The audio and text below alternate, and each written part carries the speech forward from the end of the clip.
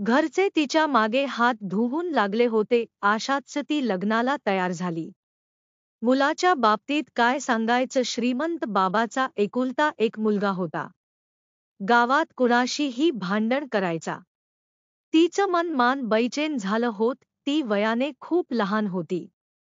तिला आत्ताच लग्न करायचं नव्हतं. तिने खूप सारी स्वप्ने बघितली होती. तिला समोर खूप शिकायचं होतं आणि आपली स्वप्ने पूर्ण करायची होती.